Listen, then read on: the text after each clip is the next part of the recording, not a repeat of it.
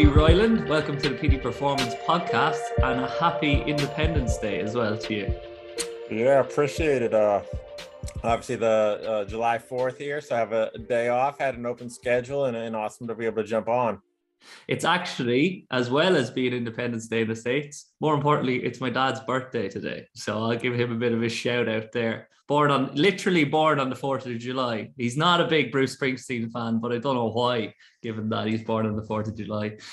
So what's up with you today, or what's the plan for the week? It's obviously a public holiday in the States, but will you be back into work resuming as normal from tomorrow?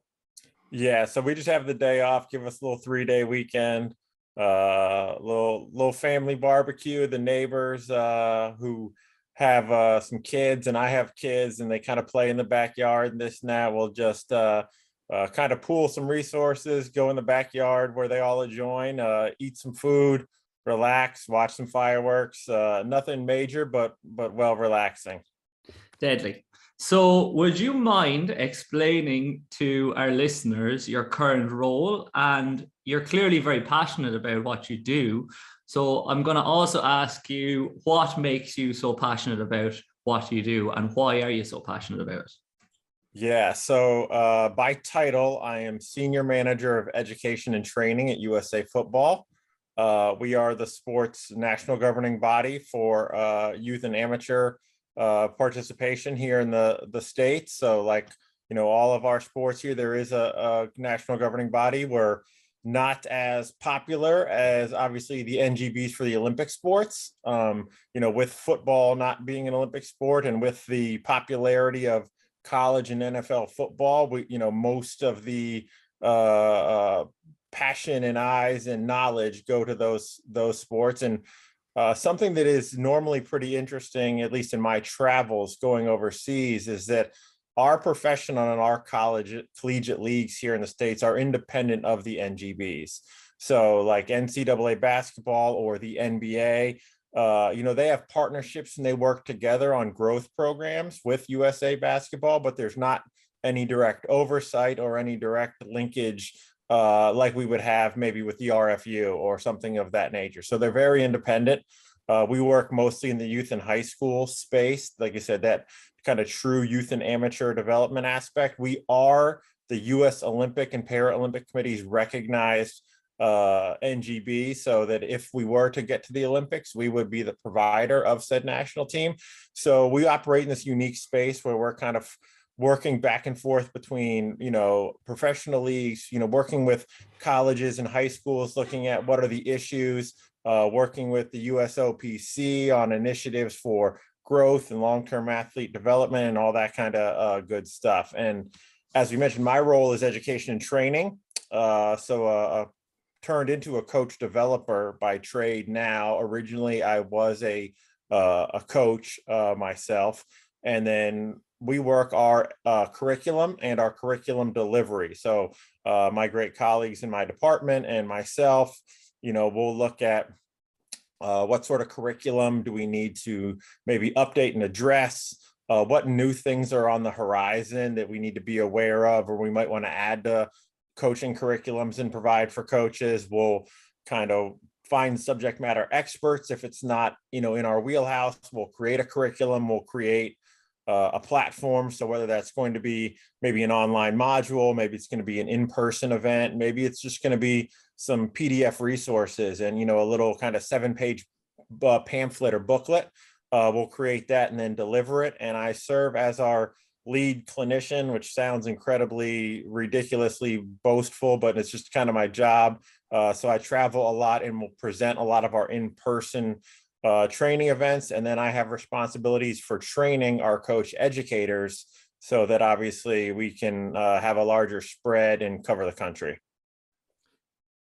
I would imagine that there are many positives to being in that partnership with the number of high schools, colleges, etc., that you will work with, because given that you're not overseeing everything as a governing body, everybody that comes to you for education and training, they are literally coming to you willing to learn and wanting to learn.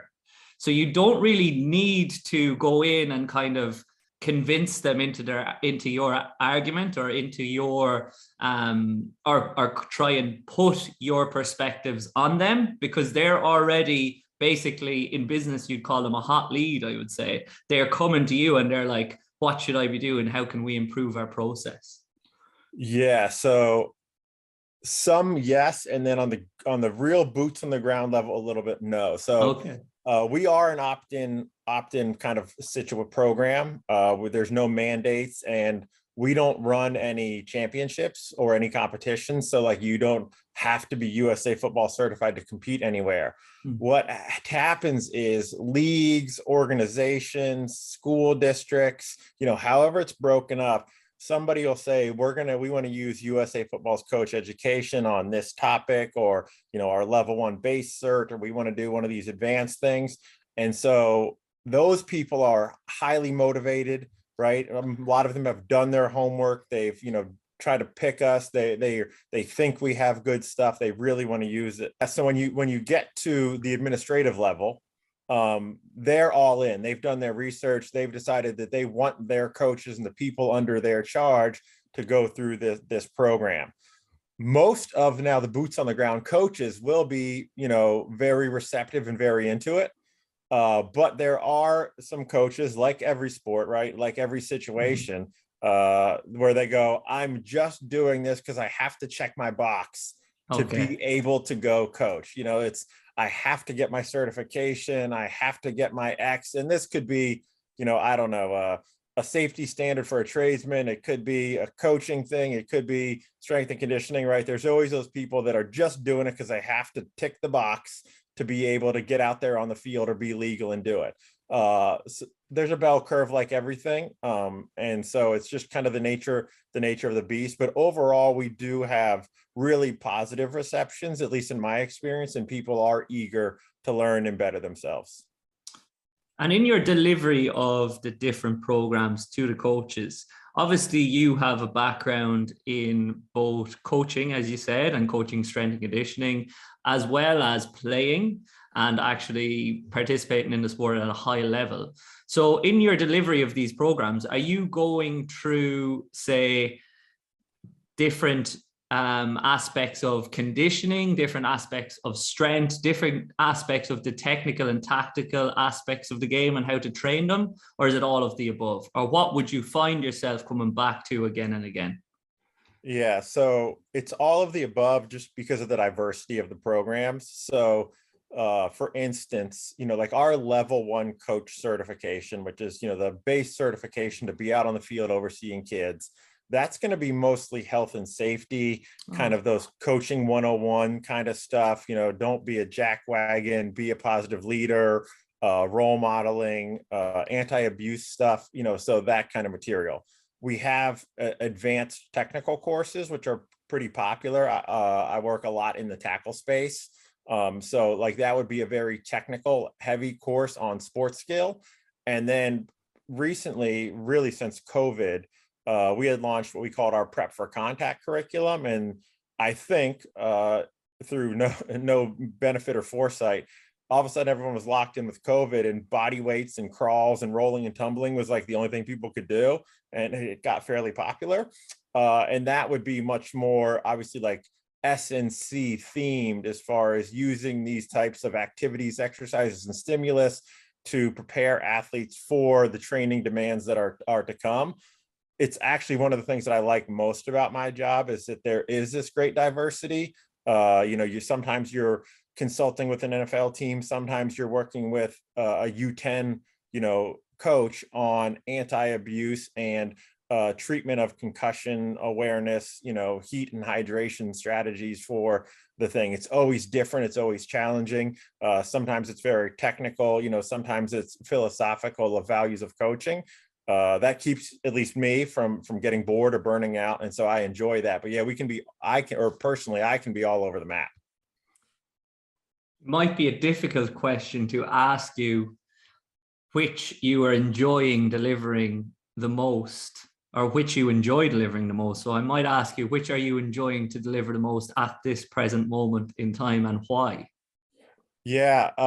So for me, It is probably a pretty clear answer. The tackle space and the tackle specific stuff is kind of always been my baby. It's always been where I've really enjoyed it. So I was a defensive player in American football. Obviously, we never got to carry the ball. Our entire life was, that side of the game. Transferring to rugby, it was great because you got to do both things. You got to carry the ball, and obviously that was a ton of fun. But as a flanker, my job was obviously living in that contact, and whether it was offensive continuity or whether it was defense, you live there. For those that aren't familiar, in about 2015, the Seattle Seahawks had posted a video on their rugby inspired tackling and some of the things they had learned from rugby. And so it became really popular over here. And then again, complete luck, no talent. Gosh, if only there was someone who had played and coached at a high level in both these sports. And at that time, I had been a collegiate football player. I had been an international U.S. Eagle rugby player. I had served as a strength and conditioning coach for a national championship women's rugby team, and I had coached collegiate football. So like my career path just happened to bounce back and forth between these two sports and have, this kind of knowledge. So I always tell people won't say that I was good, but I became useful to a lot of people. I could translate. I understood different things. I knew some of the differences. I knew what was really common in rugby, but actually didn't carry over in football because of the differences in the games.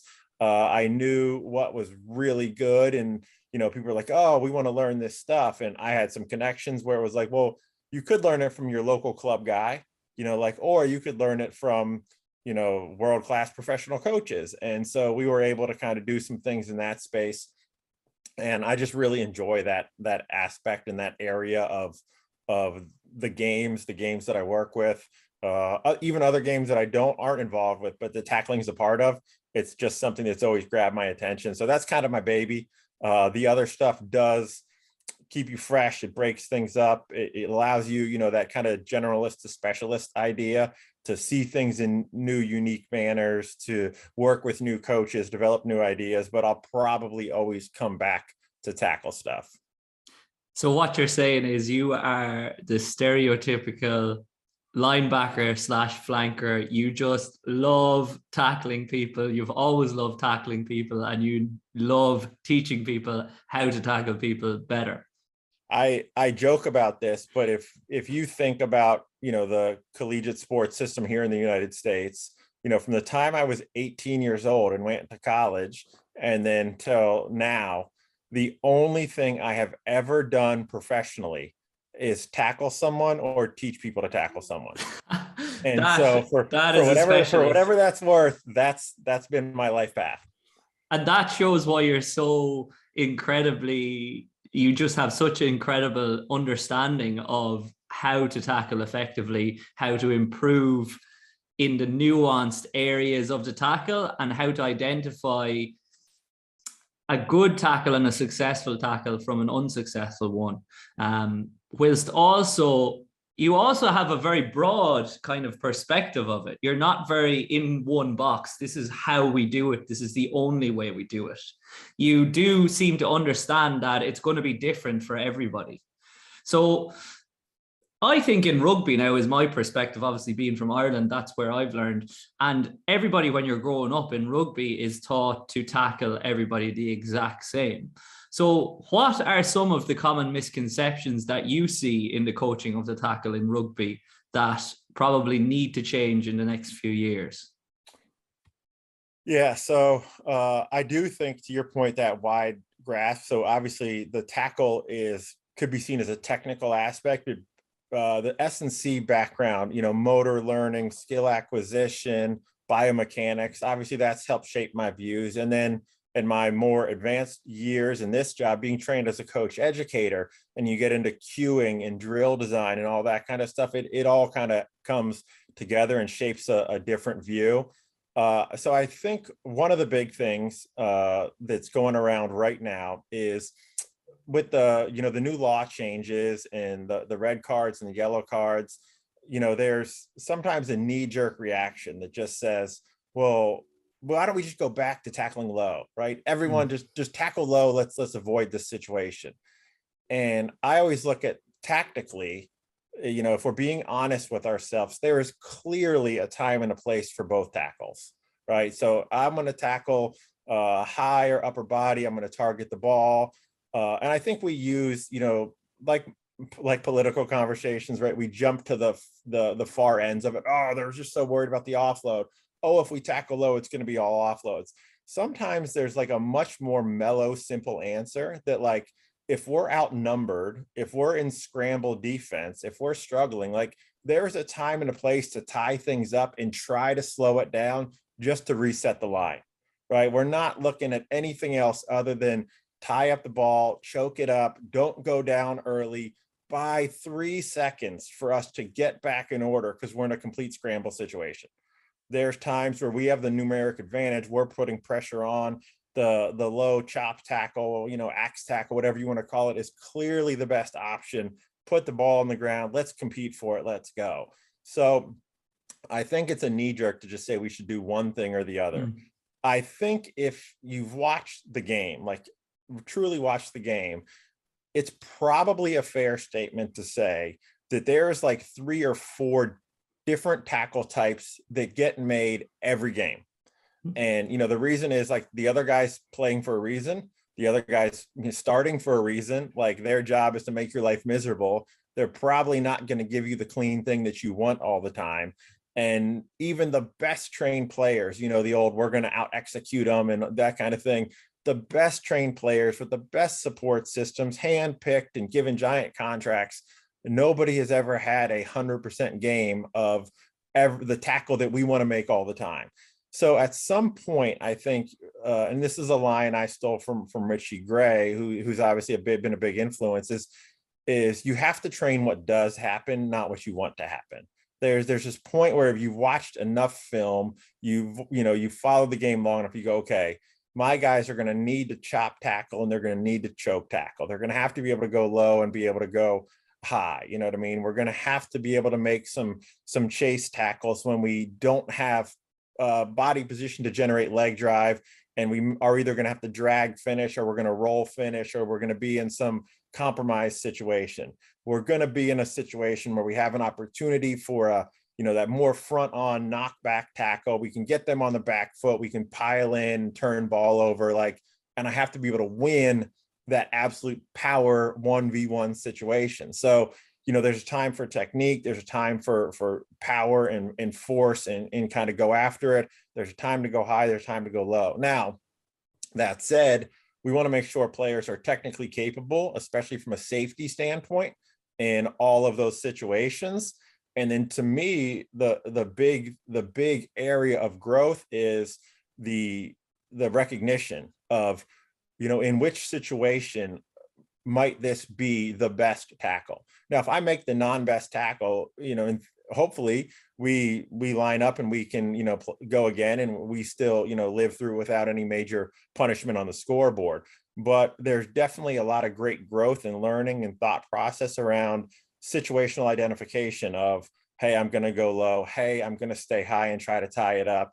Hey, I'm not in a position to leg drive. I'm probably going to have to, snap the legs or execute some sort of roll. Or, hey, I'm in this great position here. I can really grapple it and move it back and slow it down.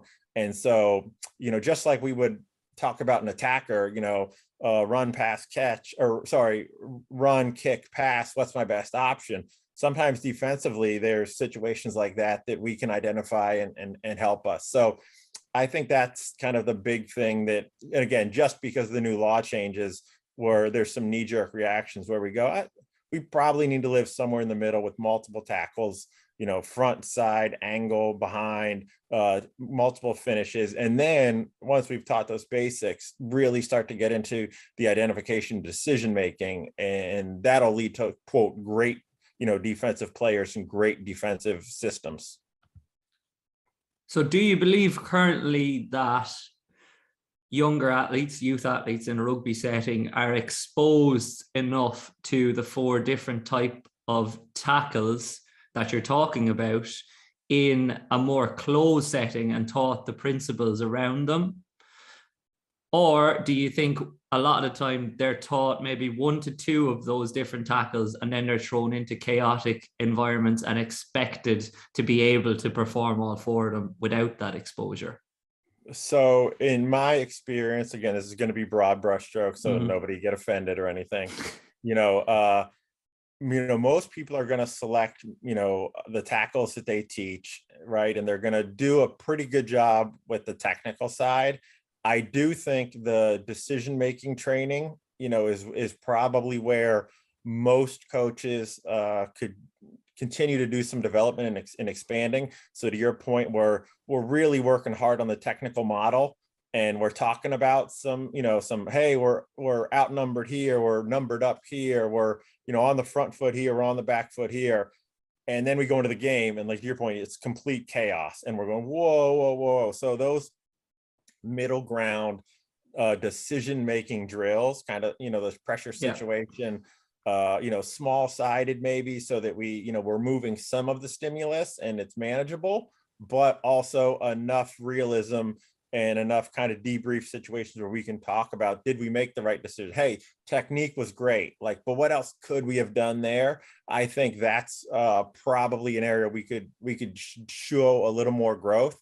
That once players have, and good enough technical model is always a super tricky term, because like you said, coaches will spend all year trying to get this technique to this ideal perfect level, and we know that it's messy, and we know that it's not going to be perfect. And there's some place of diminishing returns where, like, if we're 90% there, like, and I'm taking another 10 minutes to beat the dead horse to try to get the next 2%, versus we could be doing some decision-making drills and putting it into schematics, system practice. I think that's where that big room for growth is. Obviously, there is a technical line of, like, we don't judge a player to be safe in contact. And so we're going to continue to work on some technical ideas. But once athletes can operate within those spaces, I think the decision-making is huge. I know I've talked a lot about, I think a lot of technical errors on game day fields, or even practice fields for that matter, are actually cognitive errors, meaning the athlete is overwhelmed from a decision-making capacity, from a reading the game capacity.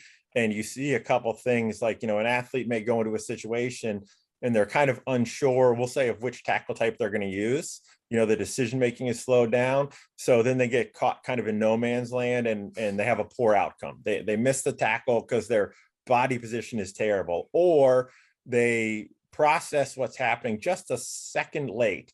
And by time they initiate their skill, they're behind the 8 ball, and they end up, losing the play.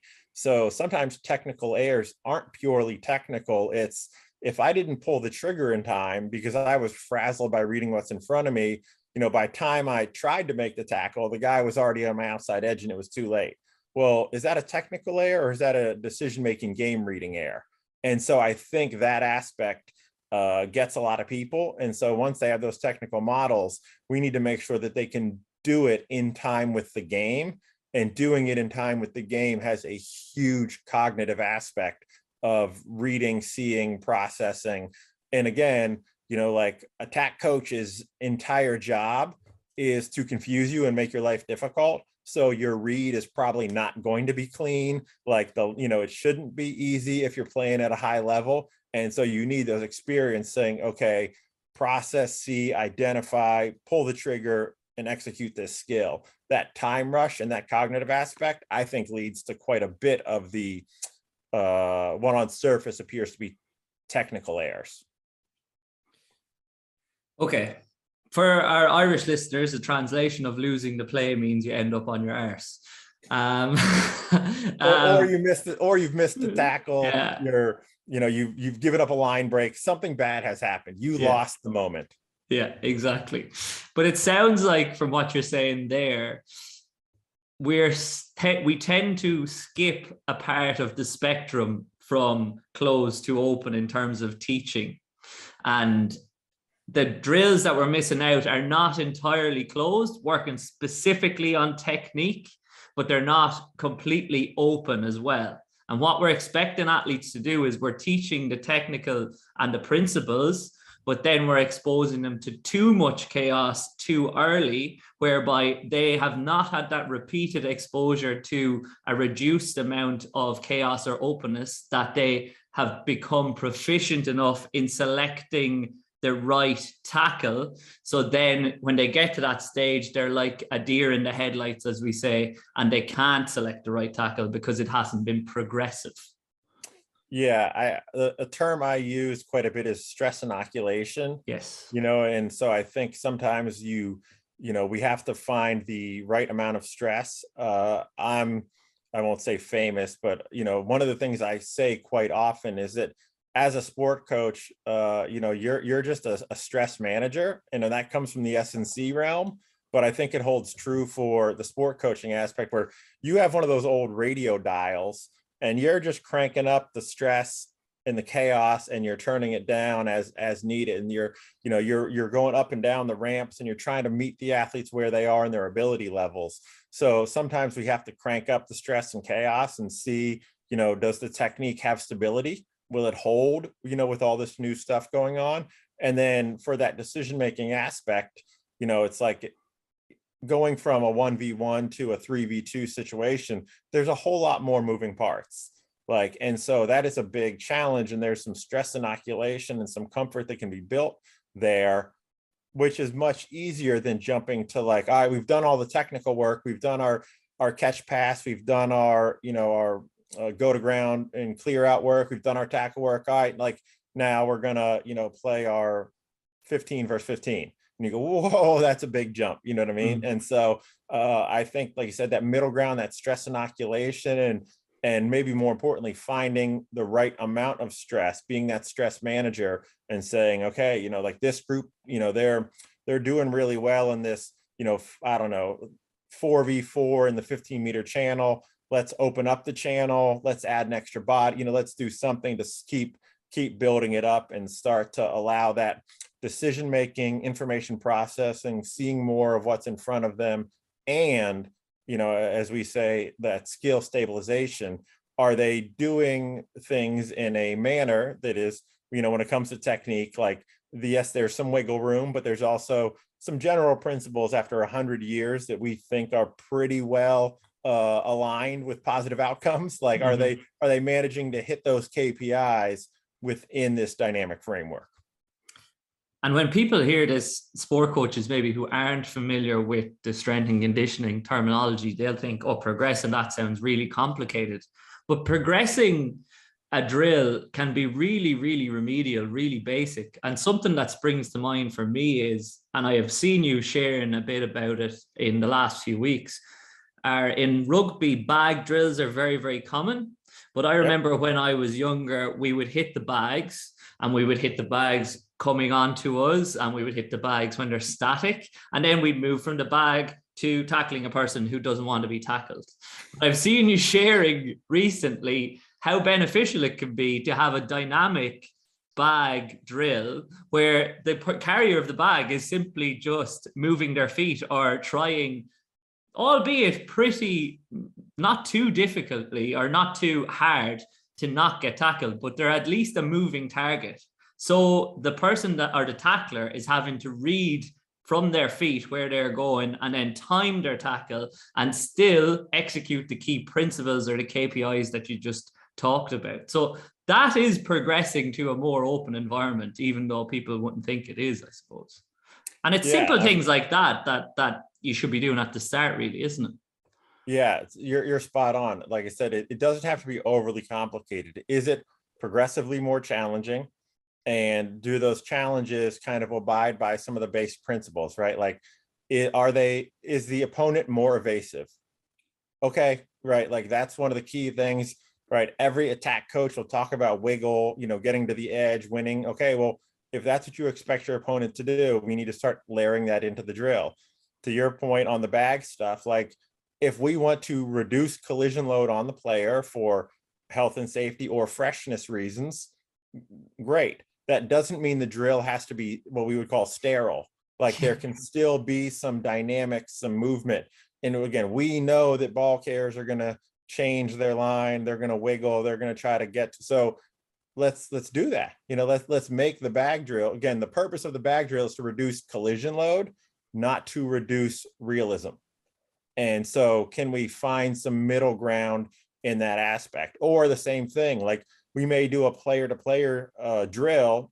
And, and I was actually just saying this the other day to someone, where I want to keep collision and force where it's at, but I want to increase the speed and evasion. Do you guys understand that? Do you think you can do that? All right, let's have a crack at it. So we were trying to, manage, again, the collision load, but still have this dynamic movement aspect of athleticism and, like, as we would say, winning the space. Can I get in front of you as you try to get away from me? Like, can we do that, but keep collision where it's at? I don't need the collision force to go up. I just want speed and evasion to go up. So you find some unique ways, and you experiment, you go up and down and back and forth. And the other thing that I always say is we're trying to always paint the complete picture. And often in training, we are making some constraints that are removing something. Like, hey, if I'm using a bag, there's a giant piece of foam between us. Like, you're not getting quite as deep on the tackle. It tends to be much more difficult to really get those clamps in and fully control another human being. We try our best, but, like, you can't ignore this giant thing there. Like, okay, well, we're doing that so we can have our power, our big shots, get our power coordination, maybe some of our timing down. We're going to do that with a shield. But I am going to want some player-to-player control work later, where we're getting really good at controlling another human being. And if we're doing, like you said, straight line stuff, I know that I have to paint that dynamic change of direction picture somewhere else in the practice. And so not every drill has to be a perfect, representation of the competition environment. But when I look at my drill package, like, am I painting the full picture? Are they seeing the major challenges through a variety of drills? And hopefully those drills are good enough, right, that we feel like there's actually some transfer, because there is some stress and skill inoculation to what they'll ultimately face on the weekend. And we have to hold at the heart of that the key is teaching and learning. And that's probably what's missed out. We'll just throw them into chaos and hope that they figure out where they're going to go with it, or figure out what we want them to figure out. And that doesn't happen. So obviously we've got to continually re-emphasize and bring athletes back to the key principles of the tackle, as you talked about, the KPIs. And we've got to, well, we don't have to, but a lot of the time it is useful to cue the athlete to do so. So would you be able to explain to us what some of these KPIs that you're talking about that have developed over the 100 years might be in your own terminology? And I realize that's an incredibly general question. So if you want to classify your levels of tackle for us as well, while you do that, then that would be great too. Yeah. So generally speaking, so I use the Richie Gray framework, which I believe just came out in rugby maybe last year. I got introduced to Richie in 2016. That we're going to track, prepare, connect, accelerate, finish. Like, those are the 5 major areas in the tackle. Right? Tracking is, am I winning the space? Can I close the space and get to a position on the ball carrier who is trying to be evasive and get away from me sometimes. Every once in a while, a forward's, targeting your 9 or your 10, and you're getting a good straight crash ball. But, we're going to prepare for I know everything. all about it. Yeah. So generally speaking, can we win the space first? Can you win the space? Right. And we'd love to get in front instead of, to the side of the ball carrier. Right. Preparation is going to be really those body positions at the moment of contact. So as I transition from what are most often movement principles into the contact phase, we know there's some different body positions, right? That sprinting or running, chasing someone down, that's often characterized by high hips and a longer stride. And it doesn't take a genius to figure out we probably don't want to go into contact with that body position. So, like, at some point, we're going to try to, base out our feet a little bit, we're probably going to start taking those shorter strides into contact because we want our feet in the ground, right? Newton's laws, like we have to be able to push against something to be able to generate force in the opposite direction. So we want those cleats in the ground. We're going to sink that, their hips, our center of mass. We're probably going to load the lower body. So we have that, kind of triple flexion that starts to come. And we're going to have to really address spine angle, right? So if I'm in sprint mechanics, then I got to get that spine back down and out of vertical. How horizontal our spine is going to go will be determined on tackle height. So obviously, if I'm targeting the ball or near pec or number, which would be a common, football aim point, right? I'm going to come down to here. If I'm into the belly button, I'm here, right? And then if I'm going all the way down to the thigh, so like I have to be able to find those quality spinal angles. And I'm a huge, believer in that kind of core spine iron rod aspect, that as I transition, right, I need to be able to not only find my proper height, but is my spine, my posture in a really good position to transfer that power. So I have all this power from my lower body.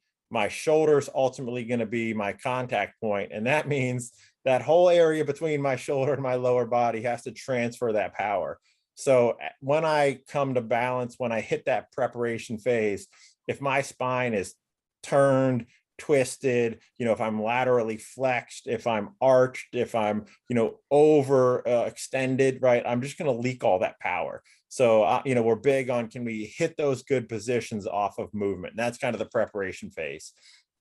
Obviously, we want to win the connection, right? So power generation for the lower body. And some of it is the timing of the actual shot. Like when I pull the trigger, was it timed well with the ball carrier? From the S&C side, you'll obviously see some of that kind of power coordination. Like if I'm just a little bit off, if my coordination isn't right, I'm not going to be as powerful. Anyone who's done a jump, a clean, whatever it is, like when you nail it, there's a feeling. When you're slightly off, like it's not as powerful. So we're into that aspect. Shoulder accuracy is always been a huge KPI for us. Talking about the new laws earlier, I think accuracy is only exemplified. Like our player accuracy, shoulder accuracy has to be something that we are really, really training hard at. Most coaches will give their players a target, right? Where, target the, this area, we want to hit right at the, the base of the pec or right underneath the ball or XYZ. A challenging question that I pose at a lot of kind of some of the consults we do is, how many of your players do you feel good about being able to put their shoulder where they want to in time and space? Taking out the coaching, the target, just from a physical standpoint, do you feel good about their ability to do that? Because if you think they lack some spatial awareness, some movement control, like your coaching cue is meaningless if they lack the ability to put their shoulder where they want to. So I think that's a huge area that coaches really need to dig into and look at. And then they're going to have to train dynamic accuracy really, really heavily over the next couple of years. When a player changes direction, changes height, changes movement, when I'm moving, when they're moving, like, can we hit our spots? Huge KPI. And then obviously, how strong and fast are we with our arms? So everyone knows they're supposed to use their arms, right? But like, if my arms are slow, if my arms are weak, that, that tackle gets broken pretty easily. Acceleration as a KPI, are we giving up our feet? Drag finishes, and that's just, we've all seen it, but we strike, and then, the A4 rubber pellets go flying everywhere as my toes slide across the turf and I kind of drag the opponent down. Like, oh, it drives me nuts. Like, we want to keep those cleats in the ground. We want to be able to generate leg drive at all times. Like, we don't get overextended. We even if we're doing a lower thigh level tackle, I should only extend as far as I can punch my knee forward and get my feet back up underneath me, because I always want the ability to take the next step. Okay. Most of the time, it's just because you don't know if you're going to need it. Like, maybe he goes down on the first step, but if he doesn't, I want the ability to take the second step, and I want the ability to take the third step, and I'm kind of reading it and feeling it. where many will launch into that tackle and they're just kind of putting their chips on the table. Like, oh, we're going to win the collision and he's going down. Uh-oh, he didn't. Well, now I'm just going to have to hang on for a while, because I'm not in position to generate power. So some huge things there on leg drive, acceleration feet, and then just the basics of keeping the cleats in the ground, and then finish the tackle. At some point we are going to have to break down that opponent. I would love to win every collision and just go backwards. Like, that would be awesome. Again, if we watch the game enough, we know that's not the truth.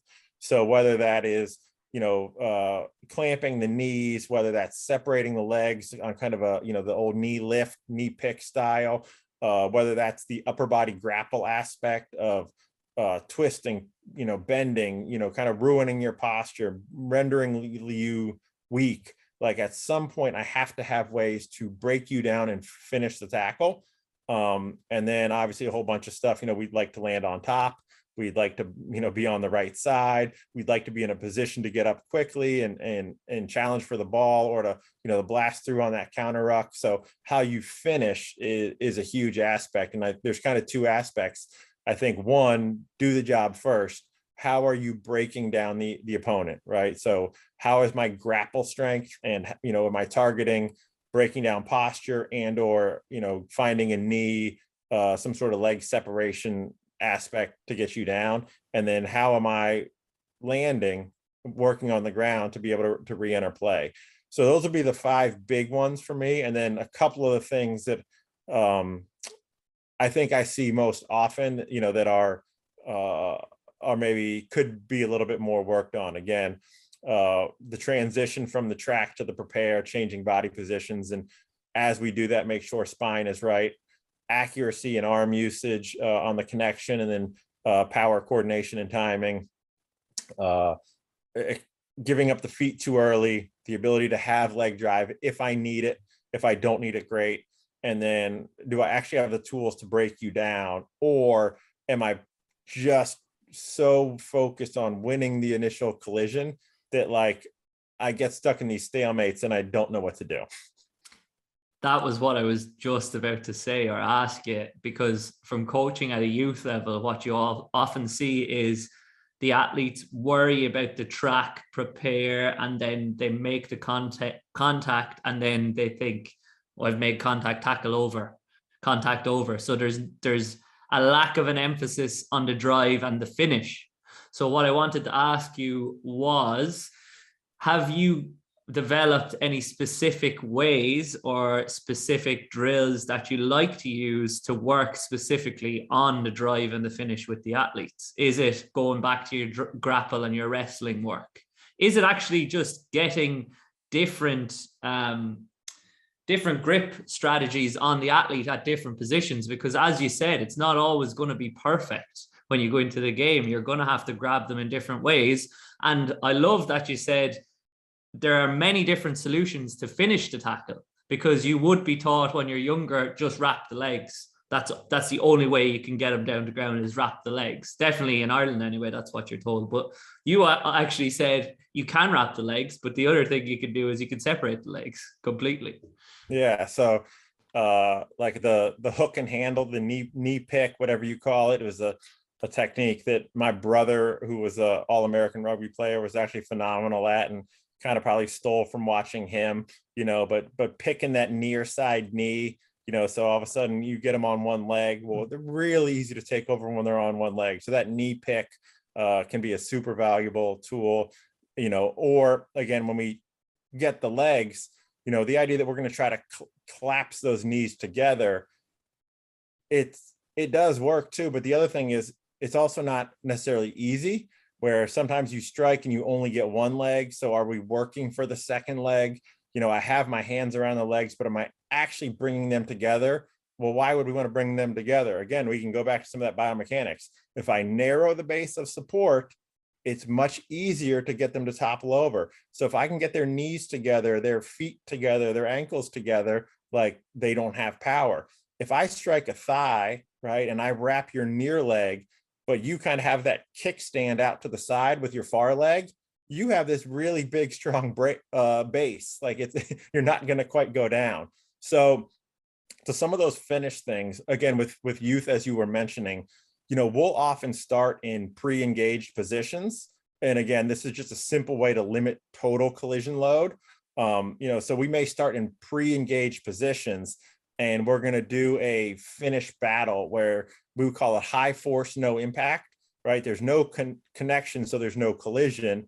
Two players are engaged, but we're going to actively tell the ball carrier to stay on their feet as long as they can, right? And the tackler has to find a way to leg drive and grapple, right? Both are effective tools. We want to use them together, but they're going to start to drive their legs, drive their feet. They're going to start to, reach for hamstrings and knees and glutes, or if they're in and around their upper body, we're looking at, how are we bending or laterally flexing the torso to, to get them to go over and back and down. And so we're going to work these kind of post-contact fights, if you will, these physical control games. And the kids often love them, right? Because it's fun. You get a good partner, you're going with your buddy, and you can do them over a crash mat. You can do them just on the ground because they're kids. You can do them from the knees.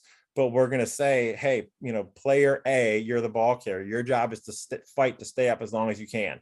Player B, your job is to get them down. And it is amazing. Youngsters, my son, even when we play in the backyard, it's the same way. Like, they think like, well, if I'm just going to run into you, like, in theory, you should just fall down. Like, it looks like a cartoon or a movie, and you realize like in real life, it doesn't work. So that idea that the initial connection, that winning the collision, should set you up to make the finish really easy.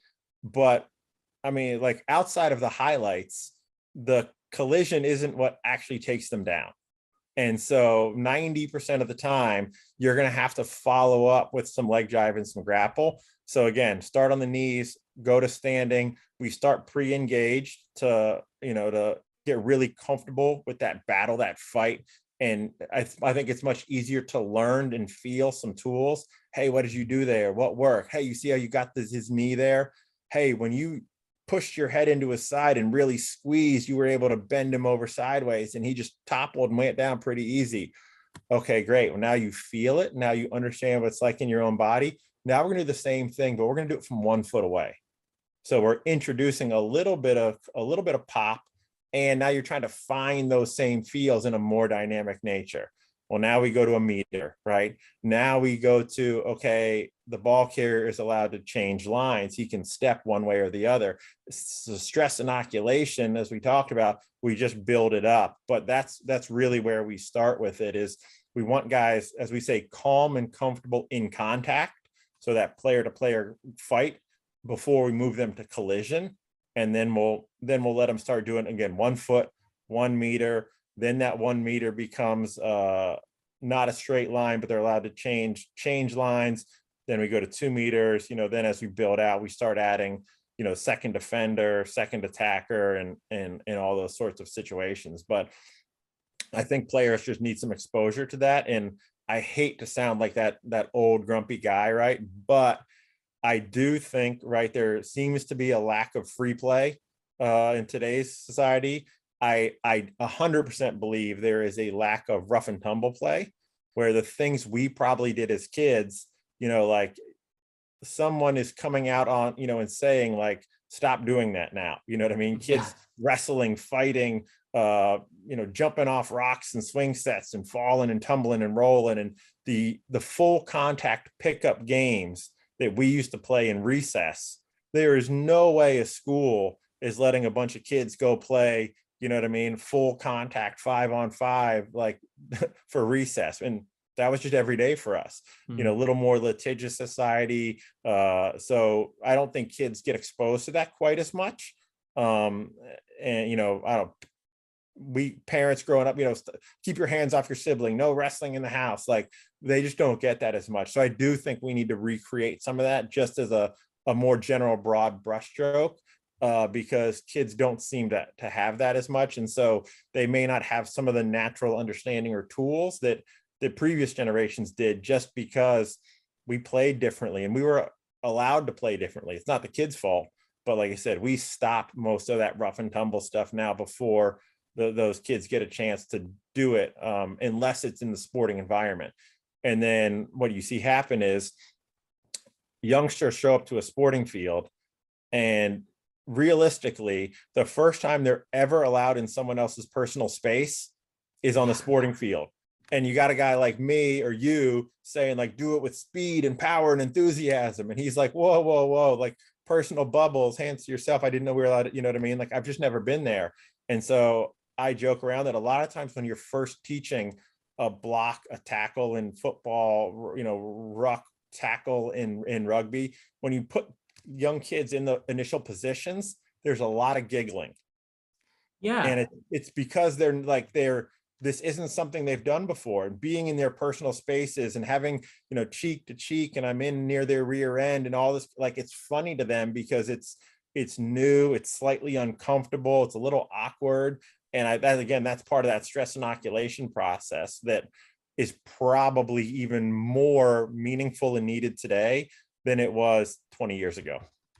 I've heard, that's what I was like, I've heard you talking about that before, and it just seems so foreign to me. I never even caught that because I never experienced that as a kid.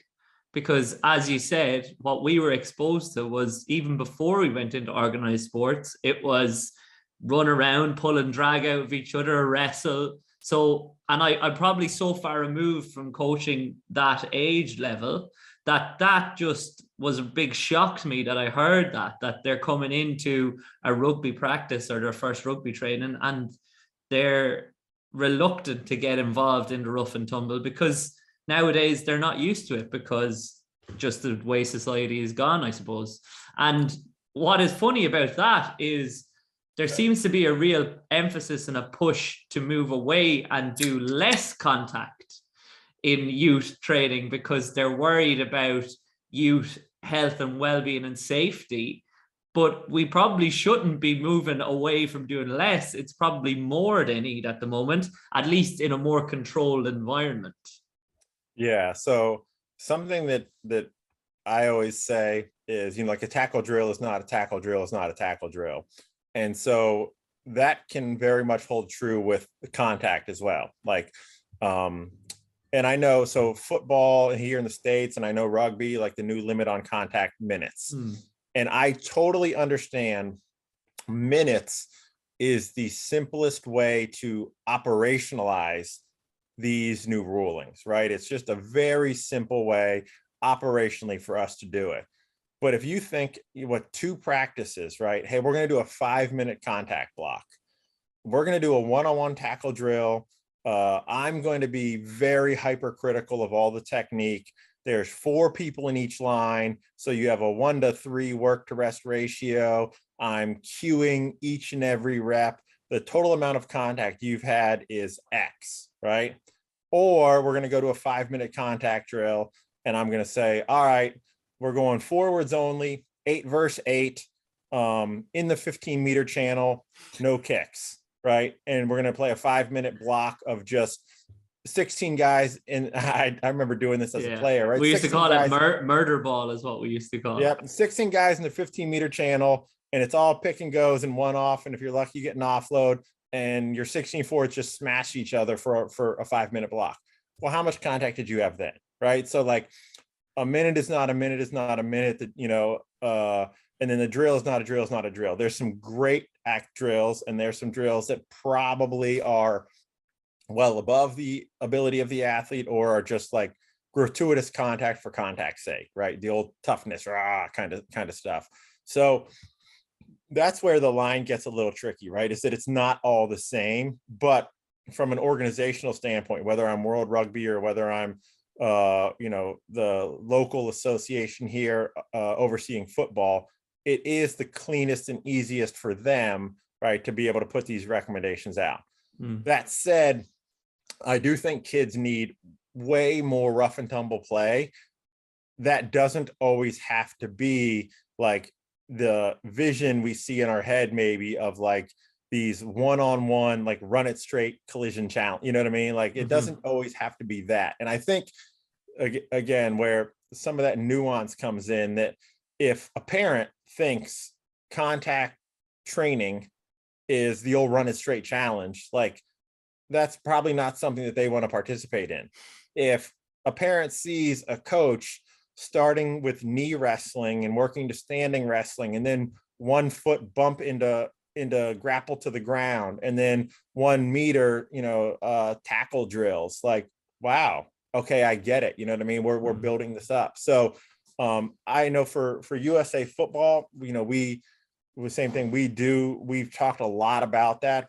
Do youngsters need more contact minutes than the older kids as a manner of exposure and to allow for some more teaching? The awkward answer is, if this is well planned out minutes, absolutely. If this is a coach who doesn't know what he's doing, right? The stereotypical, well, this is how I was coached, this is what we did when I played. And again, you're playing murder ball for your 15 minutes. Like, well, maybe it's different there. So it's not an easy question when you really dig into it. Everyone has their knee-jerk reaction, but again, I think we got to go, okay, what do we need and what can we do outside of this? So if I'm running a youth practice, right, can I do some crawling, some tumbling, maybe some push-pull grapple activities as part of the warm-up? Can I do it as part of our athlete development period? So after our warm-up, hey, Tuesday we're going to work on acceleration and change of direction. Thursday we're going to do jumps and we're going to do some grappling. Like, okay, how can I micro dose this into the practice and jump it around? And then again, managing contact as well. Like, what things can I do against bags and like in a more teaching mechanism? And then how am I really using my contact minutes? I use the analogy teach versus test, where I'm trying to use my contact minutes as a test of where we're at in dynamic, chaotic environments, as a way to give me information on what we might need to program more, what's going well, what's doing poorly. And then I can be more specific with my contact minutes the next week, because I know I need to focus them on this area. Wasting contact minutes maybe on the things we're really good at already isn't the best idea. So there is quite a bit of coaching acumen to managing those minutes well, and it 100% can be done. But I just think kids need some rough and tumble stuff, even if it's not considered quote rugby contact or football contact, as far as I'm on the clock teaching my skills or doing scrimmage type teamwork. We can still find ways to microdose that in. So then, to move one step away from that, do you think it would be more beneficial if you were able to go in and educate people on all the specific extensive drills and games and like lower intensity contact prep work that can be done? And then if the governing bodies even separated it, just made it one more specific, obviously minutes is the easiest way to do it, but they said you can have this amount and this is our recommendation for extensive contact minutes, and make that larger in a week. And then this is your intensive contact minutes that you can do in a week, because as you said, one contact is not the same as another contact. Yeah, so I think most bodies are doing something like this. So I know if I look at football and if you look at the rugby guidelines, like there's distinction between bags, and shields and right. regular. So my question is always, okay, like, well, I have this pre-engaged drill activity that I like. It's high force, really high friction, power, strength, but there's no collision. Where does that fall? You know what I mean? And can that be, to your mind, the extensive, kind of work, right? Or hey, if we're a foot apart, if we're a meter apart, you know what I mean? Like in some of these, modulated situations, does that have to be a full contact minute if I'm deliberately limiting collision, right? I want post-contact fight, whether it's ball carrier drive or whether it's tackler, grapple, and finish. I want to train those aspects, but I'm going to do it with no collision, so it's not a full contact minute, right? So like, how do we manipulate those things? I think there's some some really good thought and growth that'll come out of that. Again, no one has this 100% figured out. Everyone is doing the best with what we have. And again, some of these recommendations I know are based off of, just the operational side of things. Like, what are you going to do? You're going to hire somebody to come to your practice and tally each and every player, how many reps? Well, we did a drill, but he only got 4 reps. You know what I mean? So why does it count as, 4 minutes if you only got 4 reps? Well, maybe you just ran a really bad drill and took too long correcting in between. Like, whose fault is that? Or, like, are you really going to be able to track the total reps of every player on your team? Minutes is it just makes it a little cleaner and easier. So I get it. I do think that, like you said, if you look at the changes over the past 10 years, like, people have been open to conversations and changing. Doesn't always happen as fast as you want, but we've shown growth and change. And so I think that'll continue to happen. And there'll probably be clarification on, those things. Like, we have at USA Football, this was probably 7 years ago, we put out what we call our levels of contact definition, where we defined 6 levels of contact. And it wasn't necessarily revolutionary. It was, people were doing it. We were just trying to create some more standardization that, there are varying levels of contact. So we have live contact. There's a term here that's very popular called thud, which is going to be like run at speed until contact, but then everyone stays on their feet. So there's kind of that initial bump. Okay, hey, I won the collision, you won the collision. If you don't bring force, you will definitely lose. You know what I mean? But we're going to stay on our feet. We're going to kind of play fast and high, and then we're going to stay off the ground. And so we're not really fighting to, there's not that full fight to finish afterwards. We talk about control to ground, which is a predetermined winner, where we know the tackler is going to win the play. Like, we're going to make I tell people, we're going to make it look like sport, but we know the outcome. So, like, I'm going to take the angle, I'm going to show some wiggle, but when you get hands on, you know what I mean? Like, I'm going to go down and I'm going to let you complete the tackle. So, like, we're just taking our foot off the gas. So you get things like that, you know what I mean? Obviously we're going versus bags, like we're going versus shields, or whatever you want to call it. Like, I'm running around, with my shield, my hand shield, and we're going fast and we're bumping, but we're reducing collision load. Like, okay, let's all understand that there are some various levels, and we can program our practice at various levels. That, hey, I want to go to ground, but I don't want a huge amount of grapple and fight. I don't want, somebody hurting their knee. Like, so we're going to go control to ground today. Make it look like sport. When he gets his shoulder on, pull your foot off the gas. Right? We're going to work together to go down safely. Awesome. Great. Hey, we're going to stay on our feet, but we're going to fight for those post-contact yards. Thud tempo, stay up, stay high, good 1-2 fight, and then we'll just let it kind of die out and then hit the deck, and we'll go on, set the ruck, go to the next one.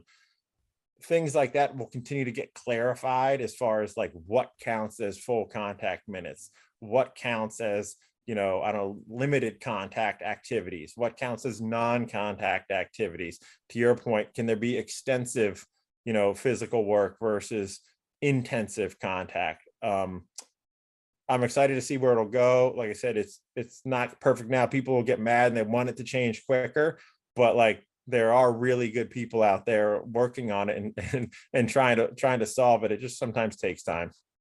Absolutely.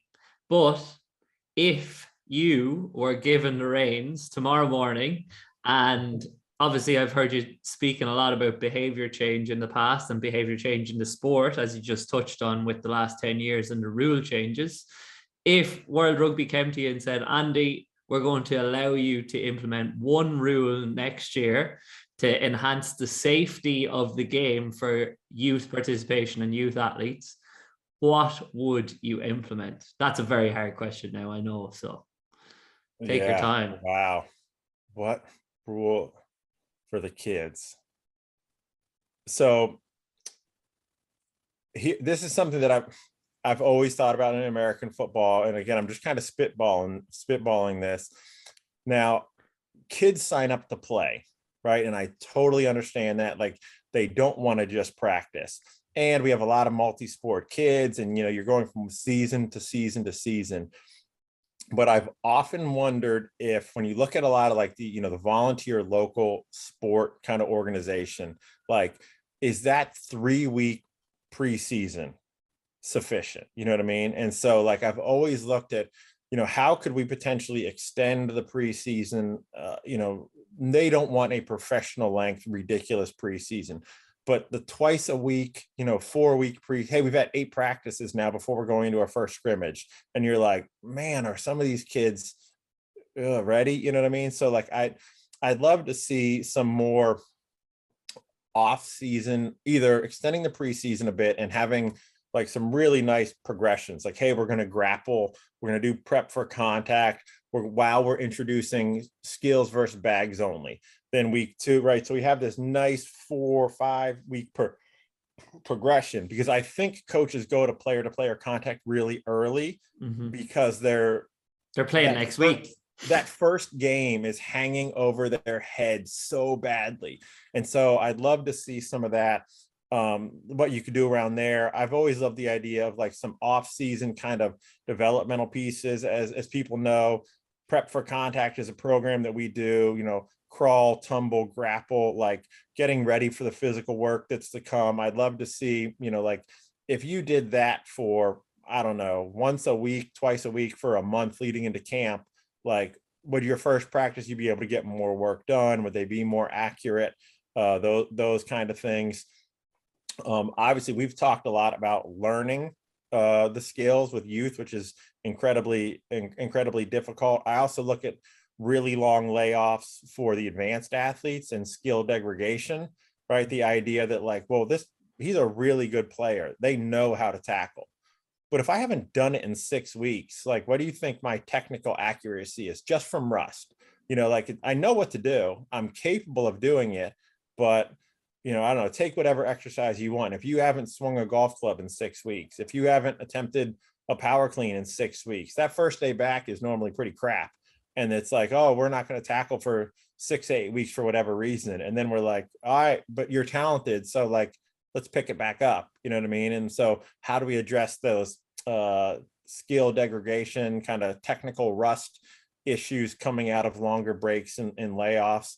Those are the things that I'm really interested in and would really love to do. But I think a bit of a longer runway for youth, whether it is, again, some non-official practice stuff where you could work on prep for contact and technique, or finding a way to slightly lengthen the preseason, obviously while still making it fun and enjoyable, because again, kids do want to play. Those would be the areas I'd really address first, because I think that's what causes the panic and a lot of the rush to full contact in youth sport. Okay. Shock really that the two S&C coaches are on a podcast and their answer is more training and more teaching and coaching and more progression. Yeah. Right? Like more, that's the big one. Is I think people get pressured into rushing the progression. Yeah. And I understand where their head is at. And you know what I mean? Like, we have to be ready for the game. If we haven't ever done it, we're not going to be ready for the game. But our stress inoculation jumps become very big. Yeah. And then we all know a kid can get ruined from a sport quite easily with a couple early bad experiences. Absolutely. Great point. Okay, we're going to finish on quick fire questions. The first one is proudest achievement to date. People probably hate me for this, but my kids, I'm a family guy.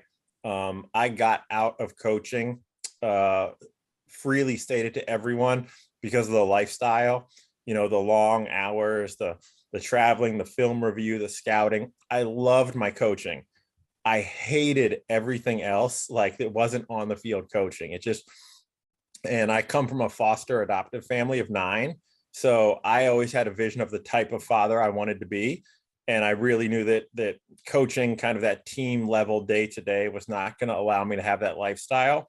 And so my kids, the life that I have with them, like, I work from home. I'm able to take my kids to school.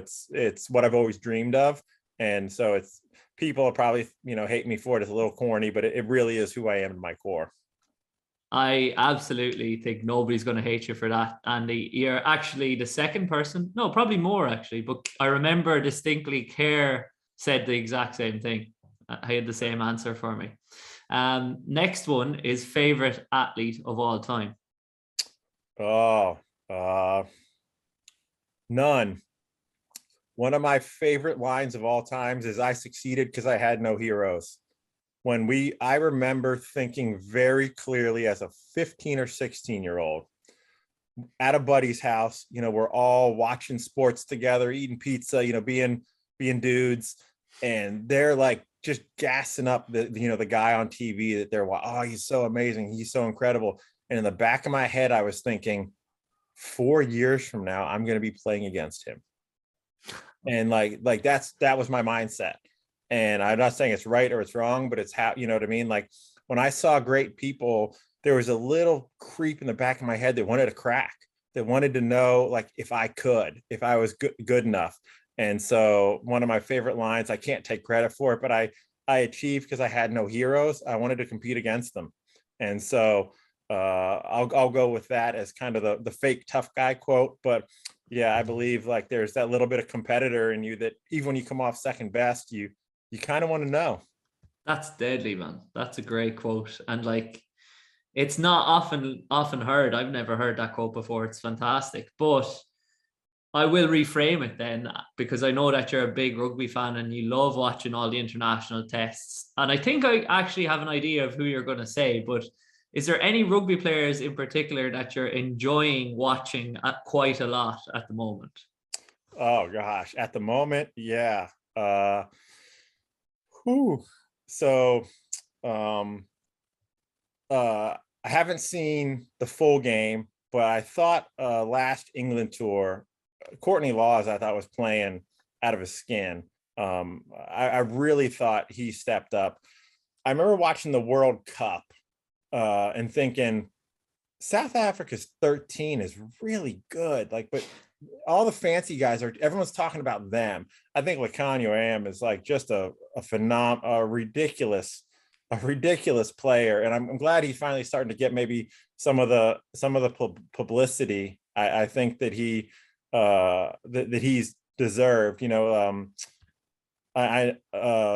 let's see, you can't go wrong with somebody like Hooper, just kind of the intensity, the tough, the grit. I always enjoyed that. My brothers played center, so I've always, we've always watched quite a few of the centers. I think Henshaw has been playing really well over the past couple of years. I enjoy watching him play. Let's see here. Who else might? I thought you were going to say Tom Curry, because I remember watching, at the weekend, England and Australia were playing, and Tom Curry was just so physical. He makes so many tackles. And talk about earlier saying, oh, it's impossible to make 100% dominant tackles in a match. That guy goes pretty close to doing it. I'll say this though. So during the World Cup, I do like Curry, no knock, but Underhill was just a monster. I know he's had some injury issues, but if you go back to the World Cup, and I know it's a while ago, there's more recent games, but like he was dominating contact at an incredibly high level, just phenomenal. The options, yeah. So those are some guys. Like I said, I love Underhill. Curry, I think Laws is playing well. I love Harris, Henshaw. I love Lacanio Am. I love good defensive centers. I don't know. I'm total stereotype of like what my past has been. And then, obviously, well, you love a super evasive guy, the highlight reel, but I don't know. I find myself falling in love with the good defensive center, back row kind of guy making dominant tackles. That's who I am. Yeah, 100%. At least you know who you are as well. Like, and you sound really passionate about it, talking about it. So the next question is there an artist you've been listening to a lot recently? Yeah. So I'm a huge White Buffalo fan. So the White Buffalo is a singer-songwriter here out of California, kind of dark, raspy voice. Became really popular when he did some songs for the Sons of Anarchy TV show. And so I'm a huge White Buffalo fan. It probably doesn't sound like workout music, but another random story. The last song I listened to before I ran out on the field for college and rugby was the Last of the Mohicans theme song. I've always liked that kind of haunting musical side of thing that kind of can almost get emotional. And so even to this day, I still train to a little more mellow, like deeper emotional stuff that kind of gets you like just, I don't know, in the heart a bit. And so I'll be in my garage riding my bike, just listening to, the neighbors probably think I'm the weirdest dude in the world, some white Buffalo. Yeah, we've spoken about this on a podcast before. Hans Zimmer and Pavarotti are underrated workout music. I'm team Hans Zimmer all the way. Yeah, quality. Okay, what's the biggest thing you've learned in the last 12 months? Is to stay patient with culture change. So when you live something every day, like whether it's strength and conditioning, or for me, kind of like in this skills tackle area, because you're doing it every day, it's very easy to get a false sense of like what is quote normal. And then like every once in a while, like you'll see some stuff and you'll be like, how are we still here? Or, this is crazy. And like, instead of like not letting it get frustrated, it's, you know what I mean? It's like, you have to commit to the campaign, to fighting along more, like, and also because the fields can be so people moving in and out, pretty transient. Like the thing you've been saying for 3 years is still probably brand new to 25% of the coaches, because they're new to it. They're coming in, maybe they're just coaching because their kids got involved or whatever it is. You're going to be saying the same message more often than you want. And sometimes you're going to be like desperate to go to the next level, the next cool thing. And just being like, it takes time when you're dealing with parents, with volunteer coaches, with all this stuff. Be prepared for the campaign. Don't get frustrated, and culture change takes time. So then, off the back of that, what would you tell your 18-year-old self? Oh my gosh. Probably that the world isn't as different as you think it is. And I think everyone hopefully can agree with this, but I remember when I got my driver's license at 16 and my mom and dad are giving me all this advice, and I'm thinking, yeah, life is different now. Well, this isn't Vietnam, you know what I mean? Like it's different. Like I know the modern world, I'll be fine. And then like, you're off at college and you're like, oh shoot, like mom and dad were right. And then a professor or somebody in your life gives you advice when you're in college and you're like, come on, man, like that's 1970s stuff. Like it's different now. You don't have to deal with cell phones and computers. Like, yeah, that's crap. You know what I mean? Like the world is just different now. And then you turn 25 and you're like, oh my God, my advisors were right. Like, and you keep repeating that same mistake because you've convinced yourself that the people older than you, like, oh, I was in the 80s. This is a brand new millennia. Like, you don't know what life is like. There's some pretty strong currents that have held strong for a real long time. And if I wouldn't have kept waiting 6 or 8 years to admit that they were right, because I was convincing myself that the world was so different now, you know what I mean? That I probably would have saved myself a lot of really silly, stupid mistakes. So like your parents, your teachers, your coaches, they're probably right on a lot more things that you are going to pass off because they're old and the world is different now. And it's really not that different. People are generally people. That is a great message to end on. Andy, thanks a million. You're an absolute gent. There's tons of lessons in there for both strength and conditioning and rugby coaches alike. And I wish you all the best with the rest of the campaign, as you said. That's right. Really appreciate you having me on. Always great to chat. Like I said, I love it. And obviously being involved in both sports, it's just great to be able to connect with people from all over. It's one of the benefits I think of doing what I do is I get to meet some really cool people from all over the world. So I appreciate you having me. Thanks, man.